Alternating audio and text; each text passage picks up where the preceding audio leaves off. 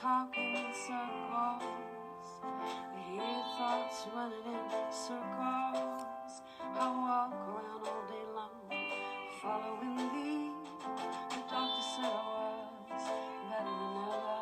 Man, you should have seen me. The doctor said I was not my best. He said I was finally free.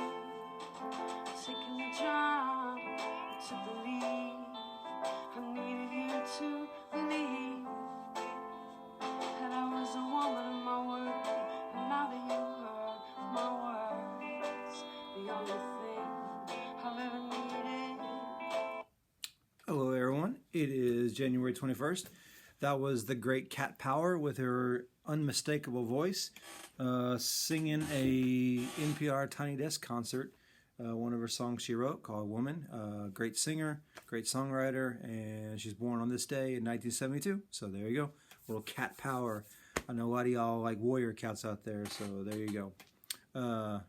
Including my daughter, she was a huge Warrior Cat fan. Like, always had Warrior Cats books with her all, and writing little fan fiction and stuff. So I'm down with the Warrior Cats. All right. Okay, it is also on is Quebec. It is Flag Day in Quebec, so I thought I'd do a little bit of a dive into some Canadian history because we all should know the history of our neighbors, and of course our neighbors to the north, Canada, neighbors to the south, Mexico, so we should learn a little about them, right? Well, it is, the Quebec flag has a kind of long history of why they have such a big deal about the Quebec flag. Quebec is a province in Canada. A province is just another word for basically saying state. Kind of like you've heard, like in Louisiana, they say parish. That's basically just a county, right? So kind of synonym. So when in Canada they don't have states, they have provinces.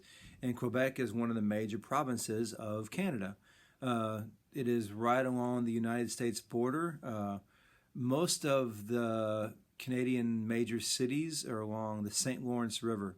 It is a river that is main borderline between a good part of the United States and Canada, and it is major river of Canada, and it's been once the French got to Canada, the cities along the rivers that was for transportation, it was for trade, so a lot of the major cities in Canada are along this river, right?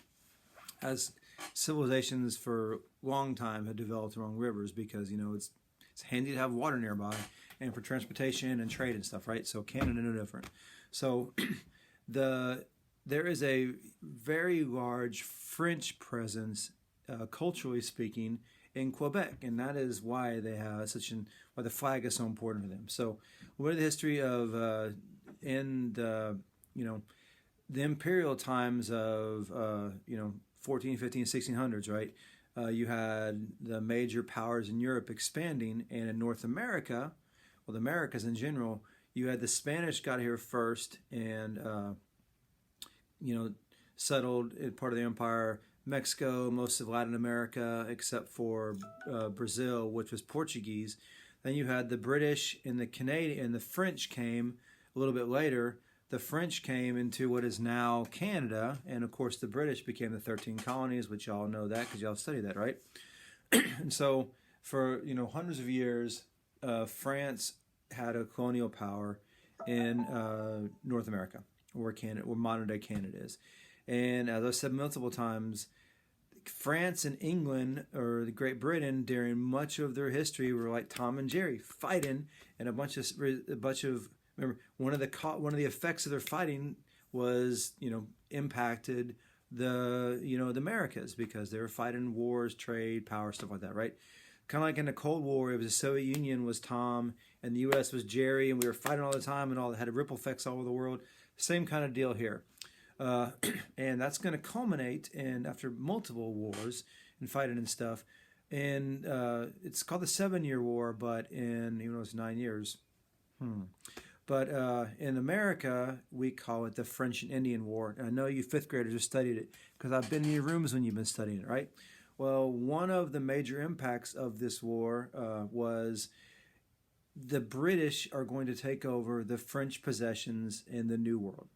So Canada ceases becoming a French colony and now becomes a British colony, which is going to lead, among other things, a bunch of French people are not going to want to live under British rule, so they flee down to Louisiana and become modern-day Cajuns. That's why there's one of the reasons why there's a large French presence in Western Nacogdoches and anyway, Western Louisiana. All over Louisiana is a big French presence, and the Cajuns, they were part of this in the 1760s.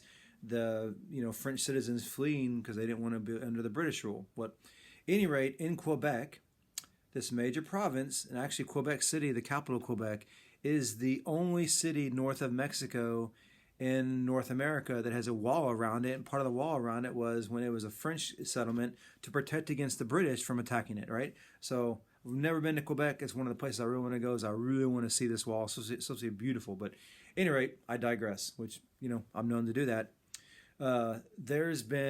It continues to this day, a very strong French presence in Quebec. They speak French there. They also speak English too, but French is their preferred language. And there's kind of this rivalry in Canada among people in Quebec because they identify largely with their French ancestry, and the rest of Canada that identifies with their British ancestry. Then, of course, you've got the native people who identify their native, so there's that strand as well too.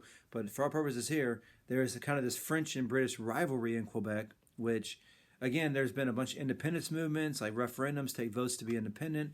And as part of that, in 1948, they created a new Quebec flag, which is very French-looking, has the fleur-de-lis. If you think what's on the New Orleans Saints helmet, or on the French flag, not the French flag anymore, but it's like, if you go to Six Flags, the French flag that was flying when they had part of Texas, that's the fleur-de-lis.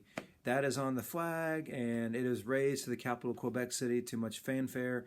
And there you go. So Quebec City, lots of French presence, and they got a wall around it. Hopefully we can all get up there and see it someday. All right. Here we go.